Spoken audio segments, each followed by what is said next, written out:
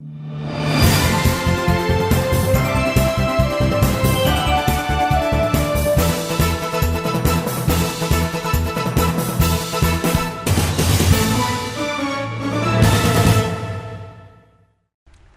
my good friends. Welcome to the show. Especially, I would say, people who are concerned our history and the future. Please be welcome to my show.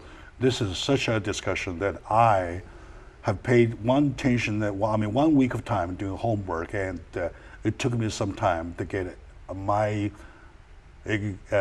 most distinguished guest, Senator of California, Mr. Bob Huff, out of his already booked schedule through some special channel, special contact to get him available. So please welcome to the show, Jack Zhao on East West with G&E TV. With me today, as I don't need to make the announcement. As a matter of fact, you can see, and he is the character that everybody recognizes. He is Senator Bob Huff of California Senate, and is a great man that speaks out for the part of history, speak out for justice. So today we're talking about his masterpiece. I call it masterpiece. It's really a masterpiece, SJR23. Welcome, sir, to the show, and thank you for your bill. Thank you, Jack. Good to be here. All right, sir. To brief my audience about the bill, though, can you please give us some background information, the nature of the bill, please? Yeah, a few years ago, there was a push to get an apology by the government for the Chinese Exclusion Act and other things where we have discriminated in the past. And it resulted in an effort in D.C. that led to an expression of regret. And California supported that, the federal government supported that, but some of my Chinese community came to me and said, why is it we only get an expression of regret when other ethnic minorities have had apologies? And that got me to thinking that even that in itself seemed like a discriminating nuance, but they are different. When you regret something, you say, well, I'm sorry you feel that way, that sort of regret, certainly not an apology. Sure. I'm sorry that it led to that outcome, that's not really the same thing as an apology. And certainly the regret that California stated and that the national government did, it didn't have that same level of personal responsibility, of the deepest level of apology. And so that's what this resolution is about. All right. Exactly. So what does this resolution request? It's actually virtually the same language that we did previously, because particularly being the minority party, when I put something out, I have to get beyond I have to jump through more hoops than most people, and so we took the same language that we did before that expressed regrets, and instead are asking for an apology. And that's basically it. So it's just to the degree that the legislature can understand there is a difference, then they should be able to accept that. And then we would be apologizing for California, and then asking the federal government, Congress, to have a formal apology as well. All right, okay. What do the term SJR, the abbreviation, stand for, please? It's Senate Joint Resolution. Senate Joint Resolution. The joint means to include the Assembly too? Correct. So we started in the Senate. That's why it's in the Senate resolution. And then after we pass it through the committee or the floor, then it goes to the Assembly. It would pass from there on to the governor. I see. So is it now laying governor's desk? No, it's still in the Senate. We haven't taken it up yet. Still in the Senate, I believe it is eligible to be taken up any time in the Senate. Does it require a vote from Assembly? Yes. So once we pass it from the Senate, it would go to the Assembly. The Assembly would take it. They may run it through committees. I don't know what they're going to do there. And then it goes to the floor for a vote. Then it goes to the governor. How big is the chance of a Senate to get passed? I think it's good. Now, having said that, there's always a little bit of nuance about things that have been playing out lately related to SCA-5. Is there going to be pushback on that? Some reporters have actually asked me about that. I don't think so, but I don't know. I think it would be silly to hold one issue hostage over, perhaps some frustration about how the other one turned out.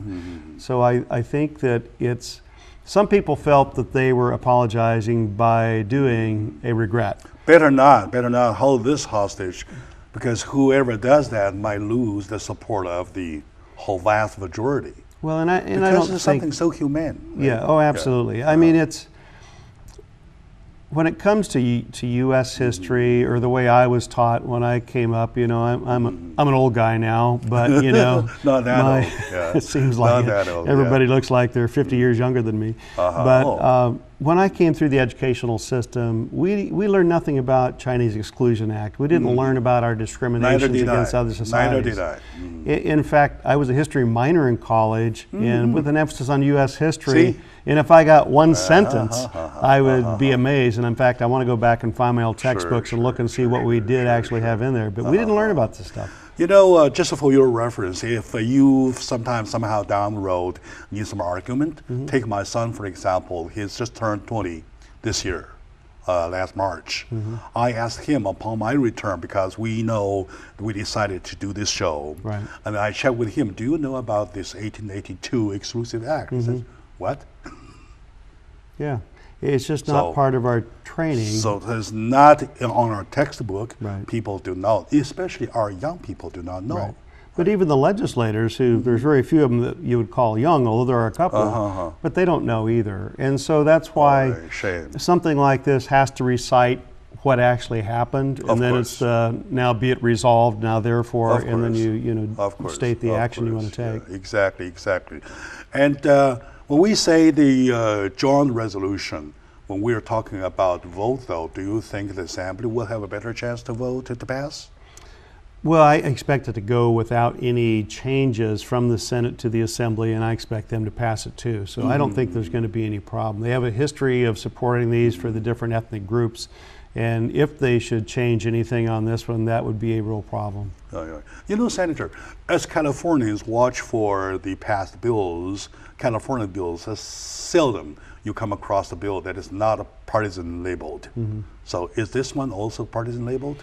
Well, only that I'm a Republican carrying it, but when it came to the Exclusion Act, that was bipartisan. In fact, it was not just California led the fight in the nation, and I only know this because I read a little bit on this recently, but even the Western states followed California's lead, and then they recommended to the federal government to formally adopt it by Congress, and it was bipartisan. It was 99% of the vote, but then of course, Chinese comprised 10% of the population in California at the time. They were deemed a threat, but they couldn't vote. So they couldn't even defend themselves. That's how unfair the system was. All right. So we certainly hope that bill will pass, because last time when we made the first try to get the regret part, quote unquote regret part, it put lots of efforts. Now you are elevating it also to another elevation to make sure that people at the Congress recognize this is something really you have to apologize. Right. We apologize to any situation, but this is unfair.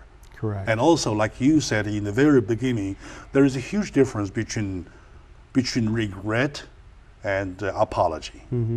I may say I regret this morning I took a right turn.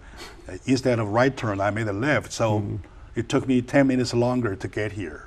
Yeah. I regret. I should have done that. Well, I didn't. Right. So it doesn't make a big difference, right? But if I hit a light pole, I better be apologizing, right? Yeah. So that's a huge mistake. And by the way, your insurance company, you're going to have to pay for the light pole. Yeah, of course, light pole and everything, right? And apologize for the damage of everything, for everything that I caused. Right. What does that cost? That caused a whole generation for half a century, maybe several generations for half a century. And I don't know if in the text or whatever, the bill mentions anything about the October Oscar of 1871. I don't recall if it does. Yeah, recall that, right? So that Exclusion Act was formed only 11 years after, not before. After that massacre happened, 18 Chinese Americans were killed. As a matter of fact, they were hanging on poles. Wow. And some were hanging naked. Some were even hanging upside down without clothing. Something like that. And for that, 4 of suspects were arrested afterwards, and later 2 was released, and much later that the rest 2 were released.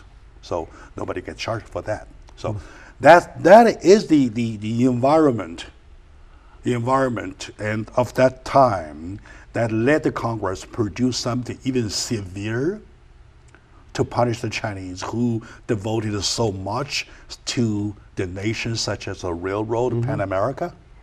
That's unfair. Better, you say, I was asking about your chances of getting Senate passed. You say better pass, right? I would say better pass. Now with the Senate situation, see several people down, at least 3 down already. Do you think it still have a better chance to pass?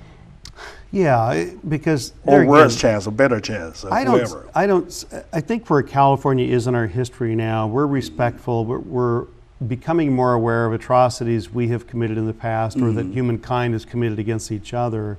And there's a sense of trying to set it straight. And I think that most of the people that voted for regrets equated that to apology, but clearly it didn't feel like an apology to many of the Chinese, and that's why we're taking it one step further. But in their own minds, they've already apologized. This is a tighter language that leaves no wiggle room. I regret I turned left instead of right.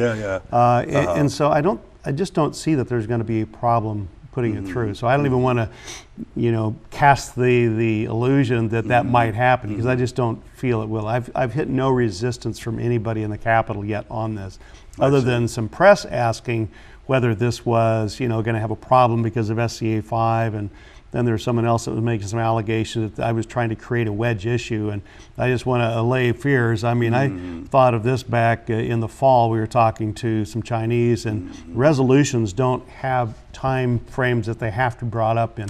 Every other legislation has deadlines you have to get. So we were getting past the deadlines, then bringing up the resolutions. You can revital it at any time, right? Okay. So the resolution timing was just coincidental on the heels of SCA-5. It was actually thought of earlier than SCA-5 was voted on. All right. Well, Senator, let me brief my audience in case they just turn on the TV. Today, we're holding a discussion with a great man from California, Senator Bob Huff. Here's the senator that we see with our eyes really picking up the bottom line issues. Bottom line issue is that how you are treated as an individual, how you are treated under this flag of equality. And sometimes you are not, which is a fact. And for example, from the same ground, you have the SCA-5. For the same ground, you have the 1882, almost 160 years ago, about this Chinese Exclusion Act. So those are the things people want to turn over not only, but also to get it from the bottom of somebody's mind to make sure things are straight. So stay with us. After a short break, we'll find out more.